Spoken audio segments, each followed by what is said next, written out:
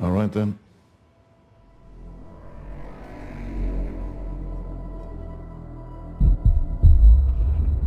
I design self-assembling synthetic polymer nanofibers. I started a company that manufactures them for a variety of potential medical, energy, and materials applications.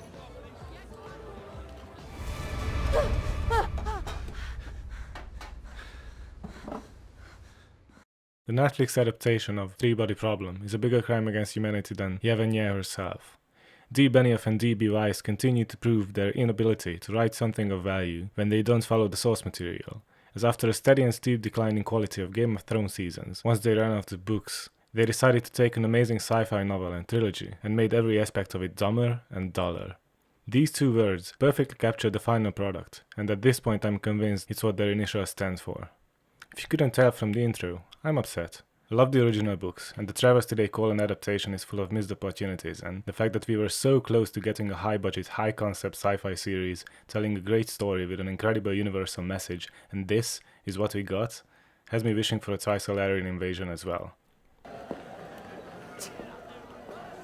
Without further ado, let's get into the weeds of why this Netflix adaptation sucks, and please be aware that there will be spoilers in this video for the first season of the Three-Body Problem and the first novel of the same name. So why is it so bad? The show attempts to appeal to a wider audience by making significant changes to the original work and doubles down on fanfiction tier stories the more it goes on.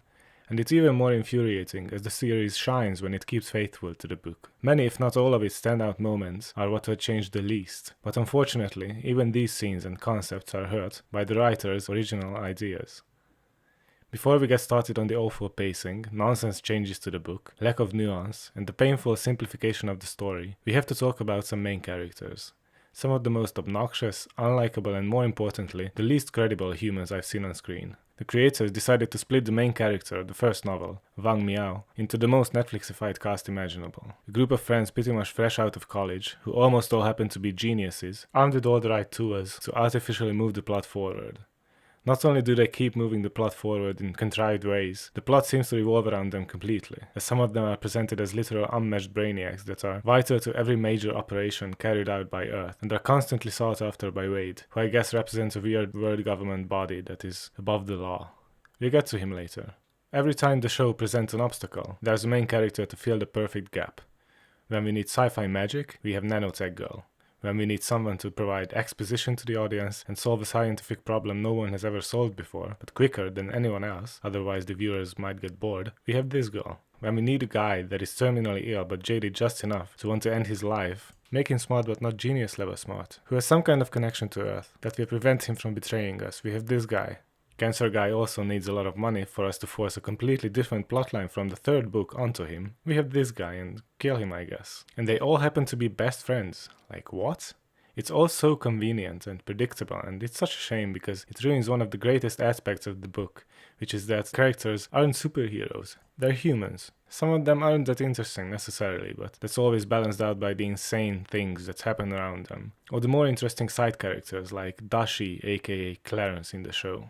Wang Miao is not the most charismatic guy in the books. He's a professor that specializes in one specific thing, nanotechnology, that just happens to bug Trisolarians, no pun intended, so they try to get rid of him. Consequently, unbelievable things start to happen around him, but he keeps the story grounded just enough for it to be believable.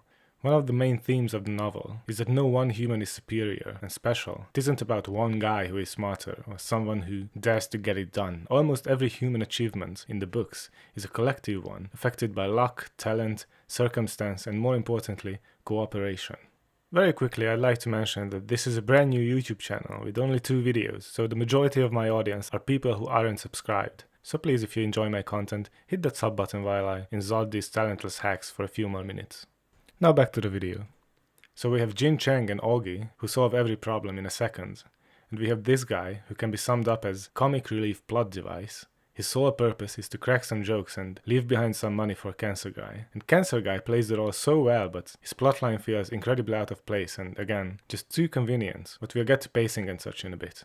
And finally Saul, who is supposed to represent the character of Luo Ji, my personal favorite character from the books. I talk about Saul last because I hate what they have done with the character, but there are some spoilery aspects of it for the sequels that I want to avoid.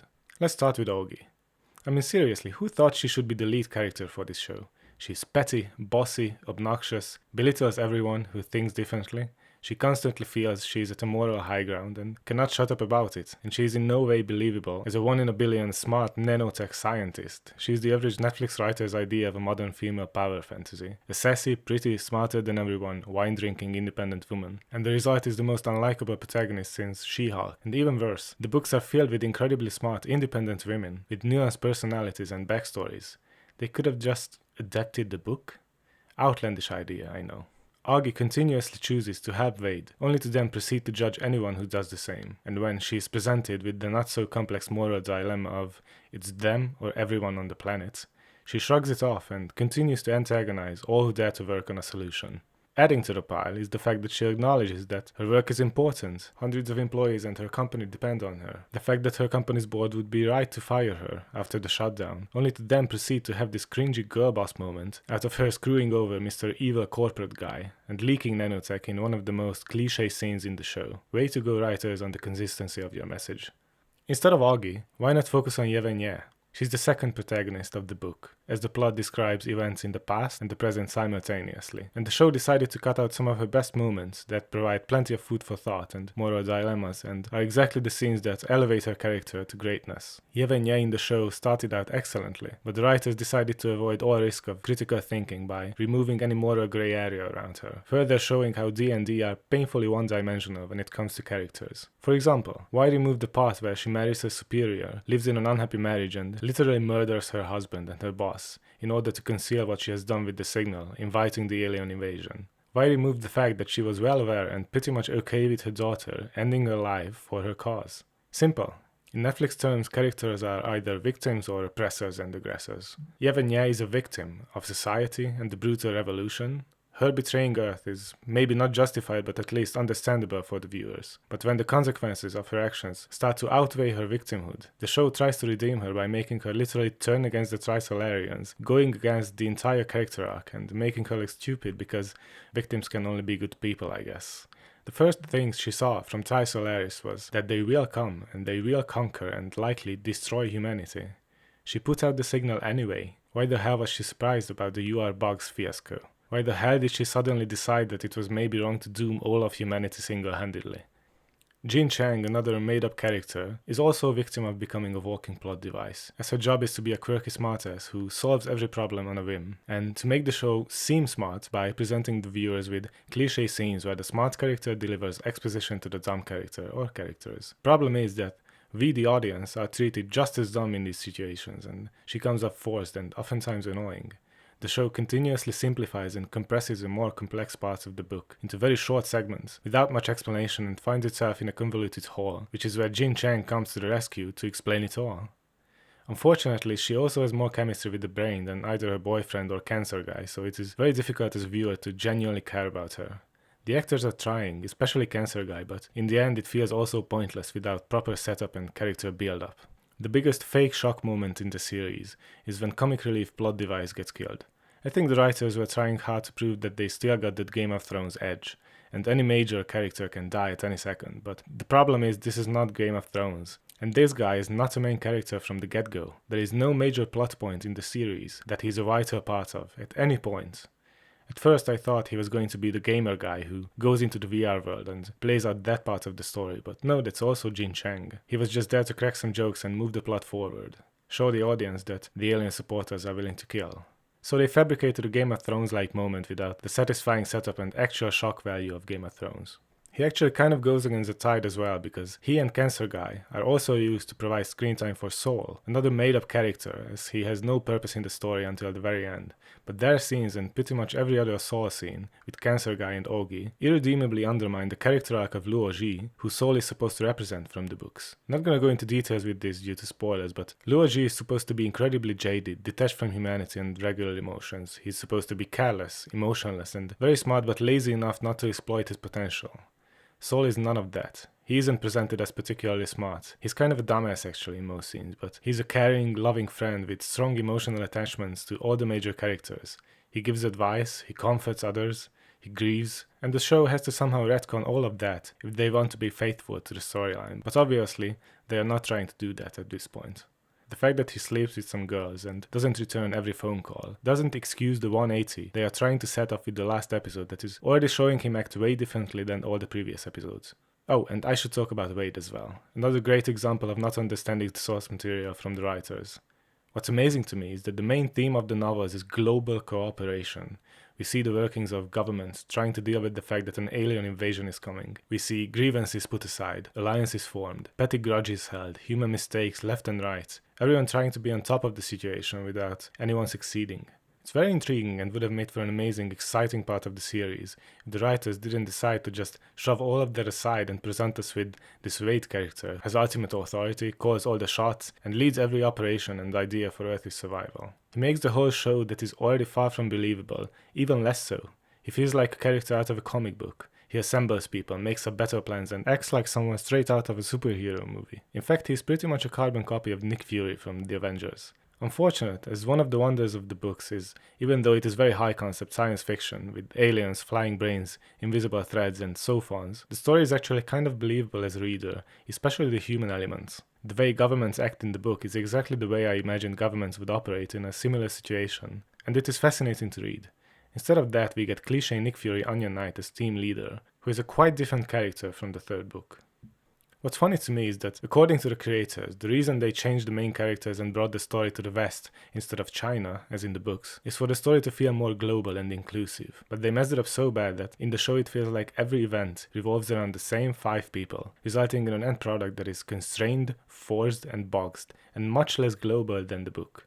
I'm convinced this was just a PR line to cover that they were scared not that many people would watch the show and it would flop if all the main characters of season 1 were Chinese. The point is further proven to me by the fact that the first trailer of the show had about 3 seconds showing Yevgenia and China, which is half the storyline. Let's take a break from our wonderful cast for a moment and take a look at some major things D&D changed from the book aside from the characters. Let me put it this way. In the series, most of the first book is crammed into 3 episodes, except for some sequences like the ship scene and the ETO meeting. Then a plotline from the final book takes up a majority of the rest of the series with Cancer Guy's story, to top it off with a finale about Saul that is taken from the second book. In the 3-body problem, the ETO, the Earth Trisolaris organization, led by Mike Evans and Yevgenia, the people who are conspiring against humanity in favor of aliens, create the 3-body problem video game to basically filter and recruit some of the smartest people on Earth to the side of Trisolaris, while simultaneously introducing them to the life these aliens had to live for countless centuries, strategically banking on human empathy kicking in for the players, as they spend many hours trying to solve the game's problem. And these are some of the smartest scientists on Earth.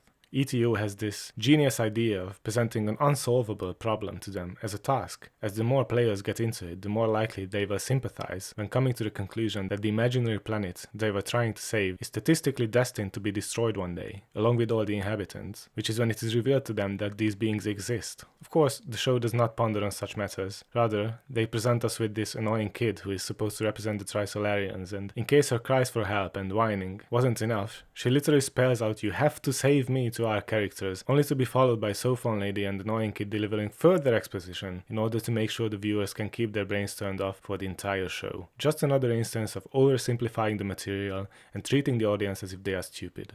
These reveals the fact that the problem is unsolvable and Trisolaris exists happen pretty much before the end of the book, well into the 3rd act.